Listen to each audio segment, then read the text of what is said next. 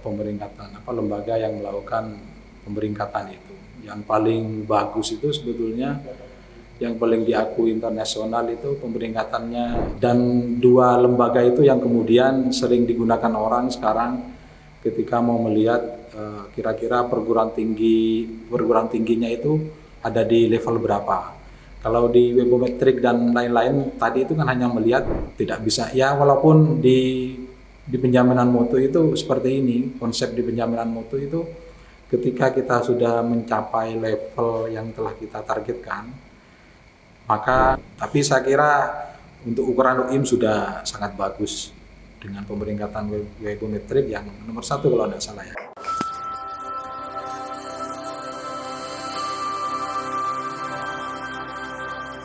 Assalamualaikum warahmatullahi wabarakatuh. Halo pemirsa UIM Media dimanapun Anda berada. Selamat datang di podcast UIM Media bersama saya Wasiatul Hasanah. Pemirsa, hari ini kita akan membahas topik yang sangat menarik, yaitu pemeringkatan kampus yang tengah viral di sosial media.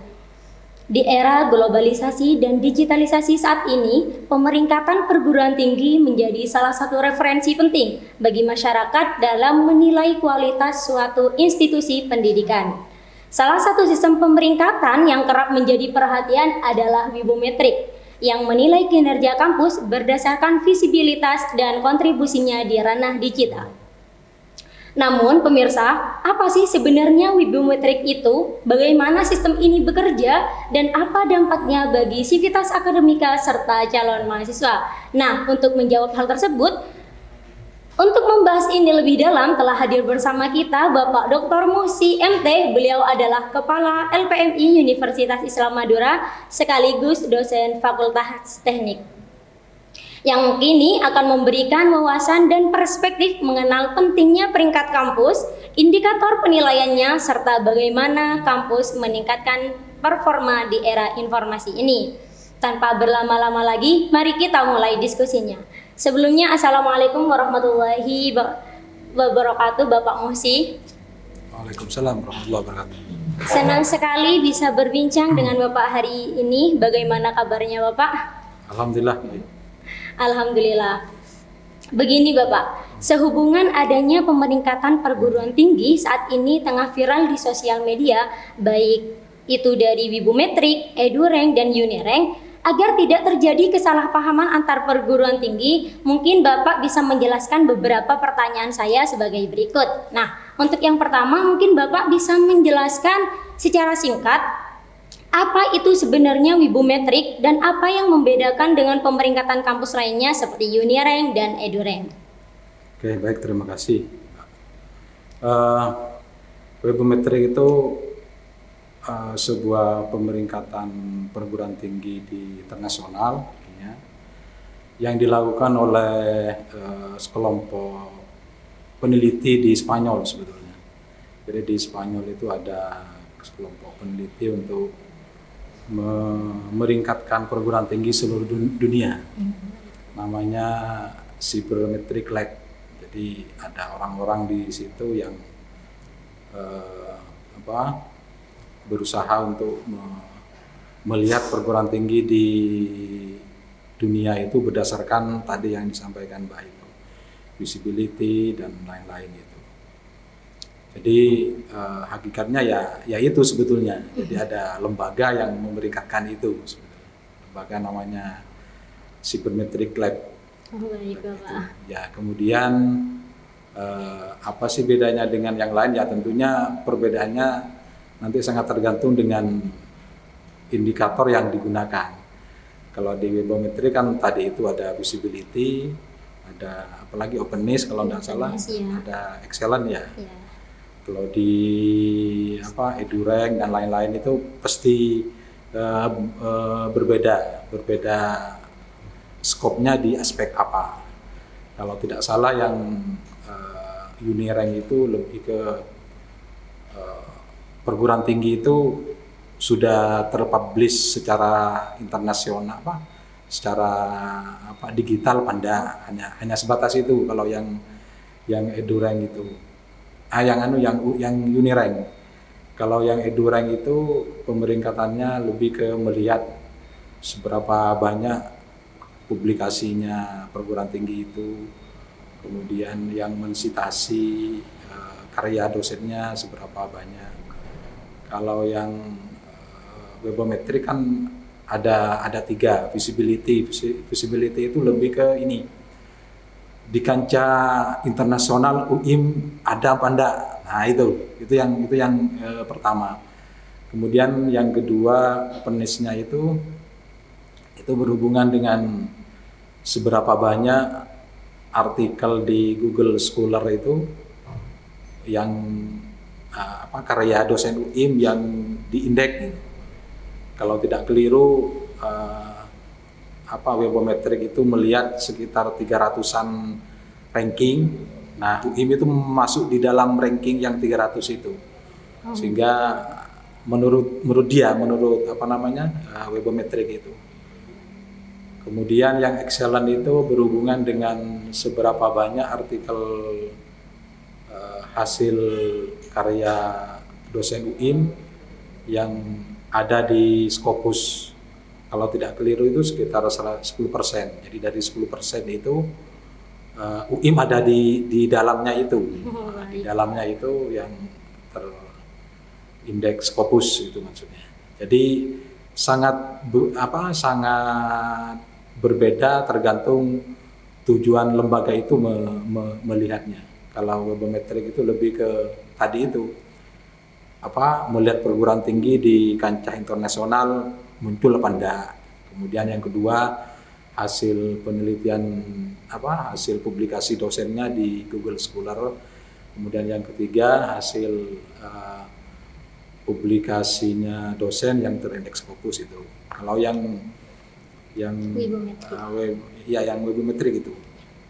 Baik, berarti yang membedakan hanya beberapa indikator. Memang beda, namun yang membedakan yang paling mencolok itu dari beberapa indikator yang sudah Bapak sebutkan tadi ya. Namun selanjutnya Bapak, seberapa penting peringkat kampus versi webometrik bagi perguruan tinggi? Sebetulnya selain tiga lembaga pemeringkatan itu banyak sekali lembaga yang melakukan pemeringkatan itu. Yang paling bagus itu sebetulnya yang paling diakui internasional itu pemeringkatannya QS dan THE. THE itu Time Higher Education. Dan dua lembaga itu yang kemudian sering digunakan orang sekarang ketika mau melihat kira-kira perguruan tingginya itu ada di level berapa. Kalau di webometrik dan lain-lain tadi itu kan hanya melihat lembaganya di kancah internasional muncul apa enggak. Yeah. Nah, kalau yang kayak QS dan lain-lain itu melihat kiprahnya perguruan tinggi di dunia internasional itu sudah sejauh mana. Karena di QS itu tidak hanya aspek perguruan tinggi secara umum, tetapi malah setiap bidang. Contohnya misalnya di program studi ilmu komputer yang paling bagus itu perguruan tinggi mana.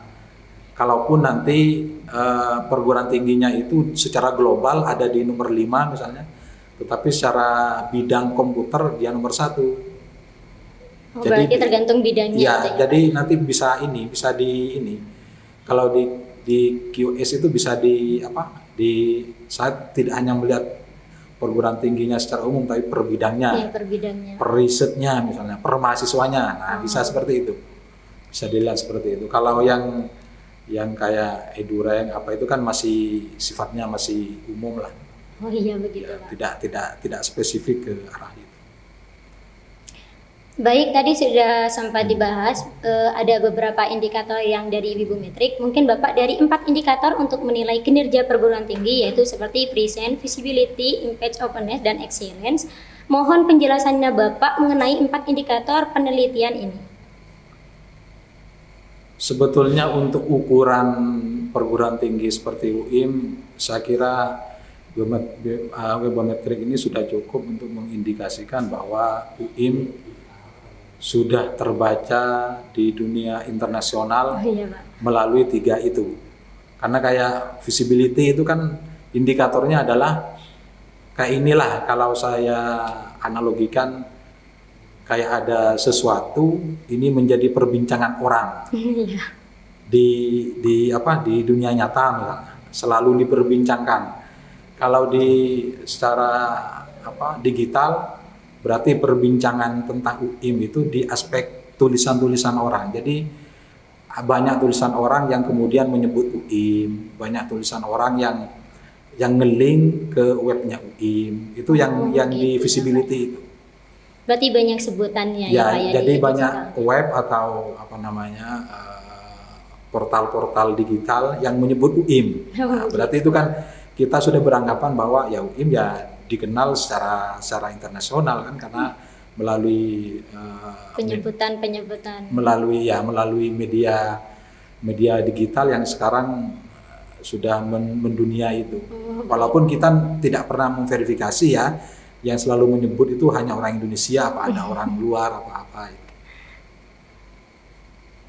Baik Bapak, apakah keempat indikator tersebut cukup mempresentasi kualitas pendidikan suatu kampus? Saya kira kalau ingin secara betul-betul melihat itu masih bisa tidak bisa mencerminkan secara ini, masih belum lah, karena itu hanya ya mungkin di aspek excellent-nya itu lumayan kita. Yang di excellent itu kan melihat hasil produknya dosen UIM yang ada di jurnal, kemudian jurnalnya terindeks Scopus kan seperti itu. Oh, begitu. Tapi kalau secara umum masih perlu pemeringkatan yang lain mungkin. Tapi saya kira untuk ukuran UIM sudah sangat bagus dengan pemeringkatan webometrik yang nomor 1 kalau tidak salah ya. Baik Bapak, selanjutnya apa dampak langsung maupun tidak langsung dari peringkat ini bagi mahasiswa, dosen, ataupun sivitas akademika? Saya kira kita harus berbangga punya perguruan tinggi yang secara internasional sudah dilihat oleh orang, sudah dilihat, kemudian dosennya memiliki karya yang di jurnal yang terindeks Scopus dan lain semacamnya. Artinya bagaimanapun juga sampai di titik ini saya kira harus disyukuri. Tidak bisa ya, walaupun di penjaminan mutu itu seperti ini, konsep di penjaminan mutu itu ketika kita sudah mencapai level yang telah kita targetkan, maka harus kita tingkatkan standar yang baru. Iya, Pak. Kalau kita sekarang secara webometrik sudah bagus, maka kita harus meningkatkan bagaimana pemeringkatan di QS-nya, kemudian di THE-nya tadi itu menjadi lebih bagus. Artinya di tingkat itu kita masuk. Sampai saat ini kita masih belum masuk ke situ. Karena di QS itu harus punya mahasiswa yang internasional. UI masih belum, sampai saat ini belum punya mahasiswa yang dari internasional ke kami, masih nasional mahasiswanya. Iya, baik Bapak. Nah, di sini kan swasta ya Pak. Di sini kerap sekali menjadi pertanyaan, apakah kampus swasta punya peluang yang sama dengan kampus negeri dalam sistem perankingan ini? Iya, punya. Semuanya punya kesempatan yang sama untuk menempati posisi perankingan itu. Karena setiap perguruan tinggi itu punya independensi masing-masing untuk bisa mengembangkan dari segala aspeknya. Yang penting kita punya kemauan untuk itu. Artinya hanya tinggal di diri kita di UIM ini, mau enggak kita naik peringkat misalnya. Kalau itu menjadi tolak ukurnya, hanya tinggal keinginan kita. Saya kira ke depan saya berharap UIM akan mengarah ke situ. Berarti dalam perankingan ini tidak membedakan swasta dan negerinya ya Bapak? Tidak. Sama-sama mempunyai karena peluang. penyelenggaranya itu juga bukan di kami, tapi lembaga yang memang untuk melakukan riset tentang perguruan tinggi itu ya. Tadi webometrik itu kan memang ada lab riset untuk itu, untuk melihat pemeringkatan perguruan tinggi, dan itu terbuka untuk siapa saja, tidak melihat negeri atau swasta. semua perguruan tinggi bebas berkompetisi. Ya, Pak. Untuk yang terakhir, apa sih saran Bapak bagi mahasiswa atau calon mahasiswa yang mempertimbangkan perankingan saat memilih kampus?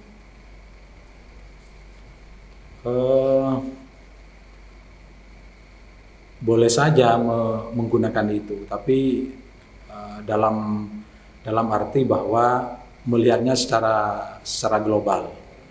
Global ya, UIM adalah perguruan tinggi yang secara webometrik bagus. Kemudian kita tinggal dia mau masuk di prodi apa. Nah, kemudian prodinya akreditasinya apa. Kan tinggal seperti itu. Karena ada kemungkinan ternyata di UIM itu walaupun di webometrik bagus, ternyata salah satu prodinya masih belum bagus misalnya. Karena itu akan menjadi pertimbangan berbeda. Tapi kalau ingin secara umum, ya saya kira dengan ranking UIM di webometrik nomor 1, saya kira itu sudah cukup untuk menyampaikan ke masyarakat bahwa UIM itu sudah termasuk perguruan tinggi yang hadir di kancah internasional. Oh, baik Bapak. Tidak hanya nasional. Baik Bapak, terima kasih banyak untuk Bapak dan penjelasannya yang sangat mencerahkan ini. Semoga obrolan kita kali ini bisa menambah wawasan serta pemahaman pemirsa tentang pemeringkatan kampus di era digital, sehingga tidak ada lagi kesalahpahaman terkait pemeringkatan kampus ini lagi. Jangan lupa pantau terus update dan konten menarik hanya di UIM Media. Saya Wasiatul Hasanah pamit undur diri. Wassalamualaikum warahmatullahi wabarakatuh. Sampai jumpa di episode selanjutnya.